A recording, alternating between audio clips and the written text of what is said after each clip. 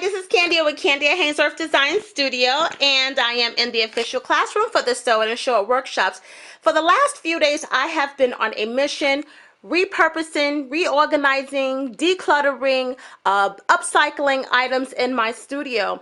And this is one of the items that I have upcycled or repurposed. This is a quilt rack that I made into a ribbon rack, yarn rack for the Sew and Short workshops. So ideally, the students and attendees of my sewing workshops, if they need something like a ribbon or a piece of yarn or something, they can just grab a pair of scissors and clip it off. There's also binding and tulle and just a bunch of variety of things that we use during projects.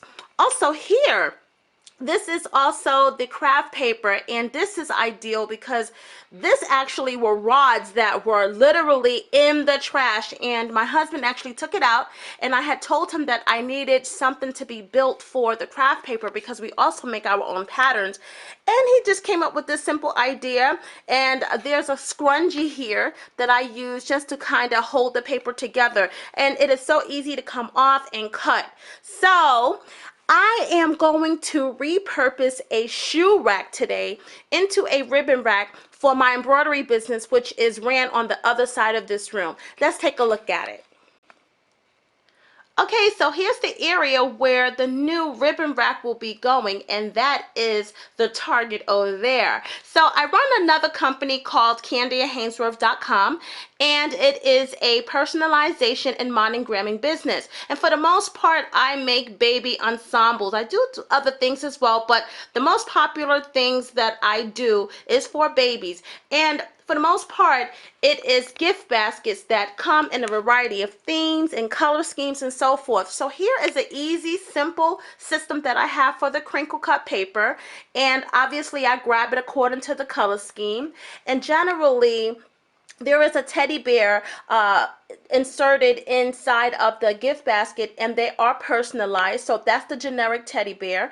And then this area, that's where the shrink wrap paper and the hot glue gun and scissors and so forth that I'm going to need to build the basket.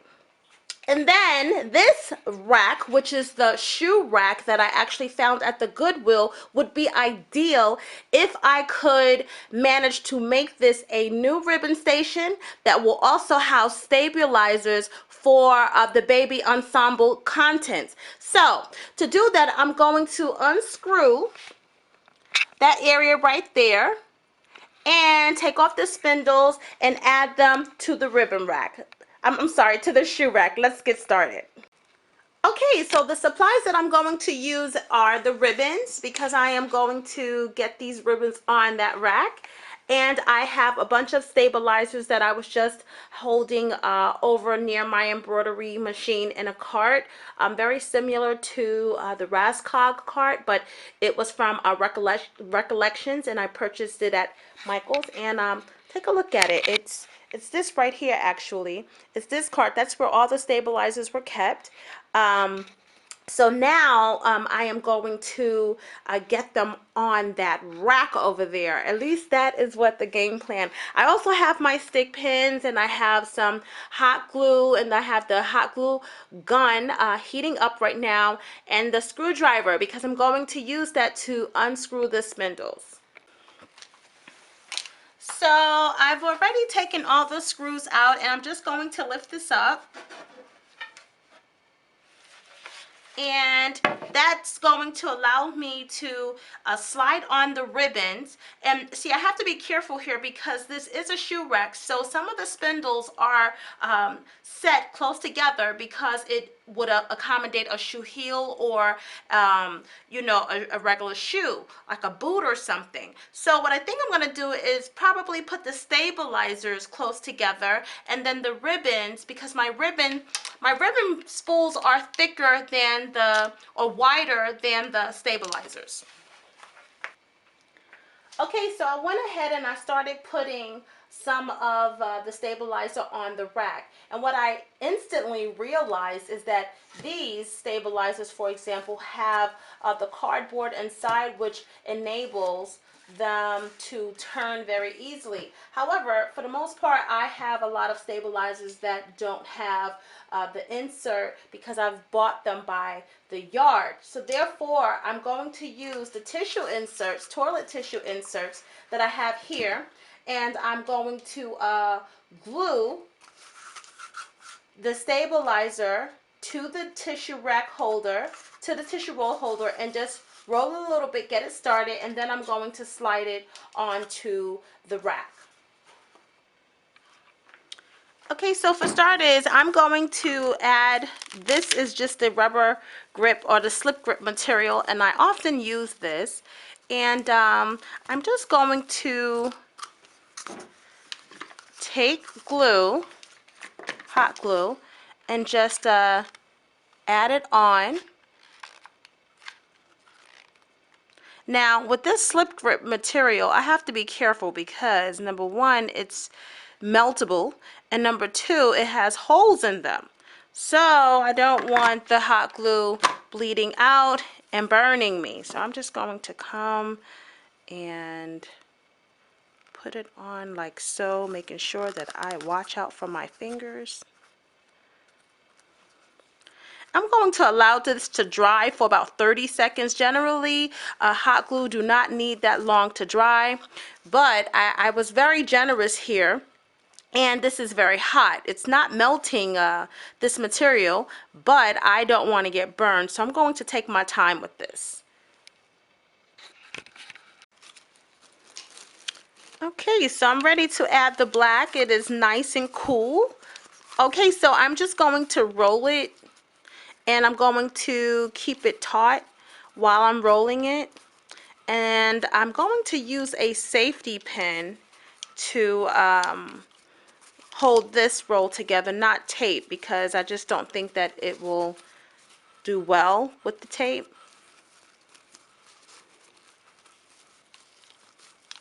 And I'm trying to keep it not real tight but taut, so not too loose.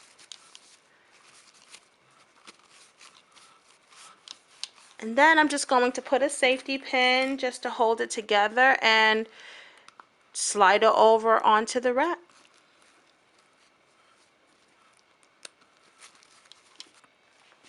Okay, so we're going to move on to the stabilizer. This one is a heavy stabilizer, and this one is used to make totes and placemats, really placemats, things that you want to stand up. This is very heavy. I don't have a lot of this, but I do have enough that I want to put on this rack. So I'm going to take out the insert of this toilet tissue roll and just set the tissue aside.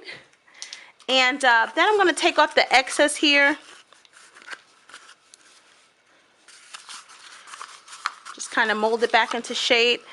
And then once again, I'm just going to place some glue here and then glue it on, hold it for about 20 seconds or so. And then help it along, you know, rolling it a little bit just to get it started, and then I'll put it on the rack.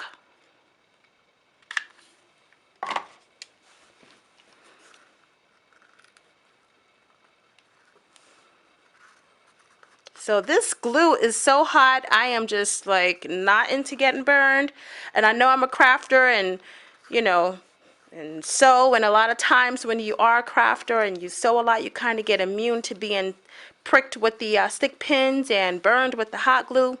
Not I. I don't like getting burned. So hot. But this stabilizer, once again, is so thick that even though I can feel the heat, it's not to the point where it's burning my fingertips.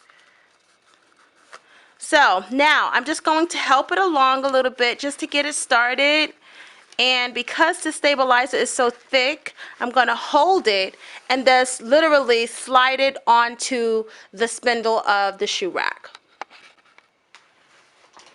So I'm just going to get it on one of the spindles, and then I'm going to just help it along just by twisting it taut. And for this stabilizer, because it's so thick, wait, I just have to make sure that it's not doubling up on me, and it started to double up on me.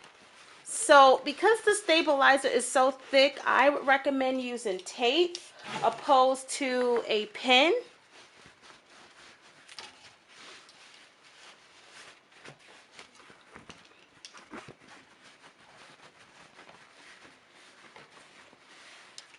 And there you have it. So what I'm going to do now is just tape it here, and you know what? I might actually even put a safety pin in this because I don't even think that tape will hold it. So I'm going to grab a safety pin and then we'll move on to the next stabilizer. Okay, so now I want to get vinyl up there. So with the vinyl, we cannot use the hot glue because it will melt and it will burn my fingers. I'm sure of that. So what I'm going to use is duct tape. And I have a heavy duty duct tape already cut. I'm just going to put it there, and like so. I'm going to actually get another piece right there, and then I'm just going to roll it up just like I did the rest of the rolls. Just want to make sure that this vinyl is really up there, and this duct tape is heavy, and I know some of you may be cringing like, oh my goodness, what is she doing? But remember what my motto is. It doesn't have to be fancy, but it does need to be functional.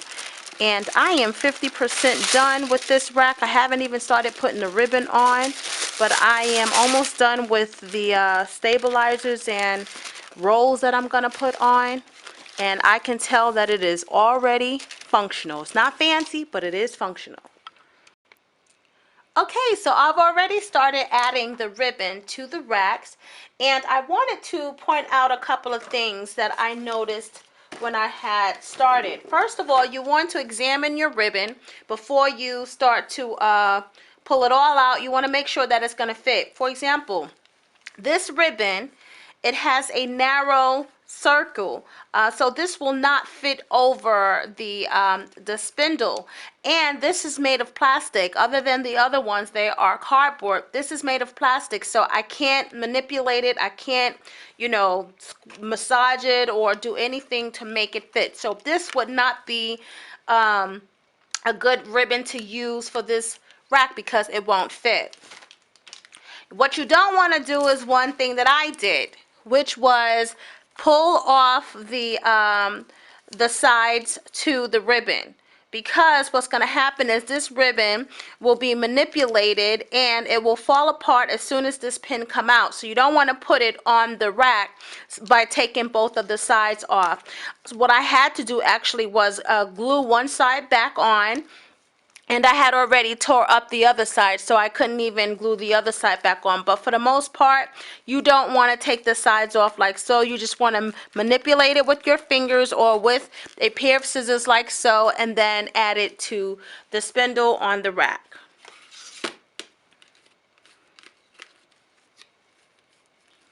As a matter of fact, I'm going to take this one off. I'm going to have to figure that one out. Okay, so let's take a look at something that looks like this with a little hole and no hole. You want to take a pair of scissors and you want to just puncture it in the center there. And then, now what you're not doing is you're not taking it completely off. So it's going to look something like that. And then you just want to add it to your spindle, and then it'll be fine. So something like this one, again, I'm just going to, you know, just disrupt the shape of it, but I'm not going to take it completely off because the ribbon spool need that support for the most part. Otherwise, you'll have a headache and a mess on your hands, and you don't want to do that. So I'm going to go ahead, finish this basket, and get the rest of this ribbon onto the rack.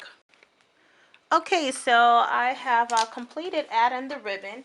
One of the things that I wanted to point out before I totally put this back together is that when I aligned the spindles up, I also put in the nails just to hold it in place, but I did not screw them down completely because I wanted to make sure that all of the spindles were aligned correctly.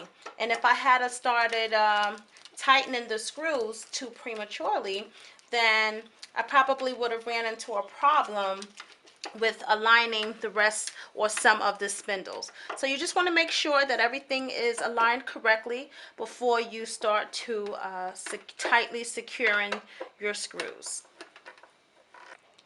Okay, so here's the final result, and I am very happy with it. It has all my stabilizers in the back and on the bottom rolls, and I actually still have room for growth back there to add a few more spools.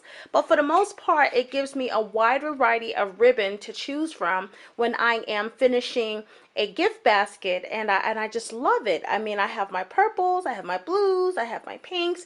Back there, I have some reds and turquoise, so I just love the idea of not having to pull out bins. It's right here.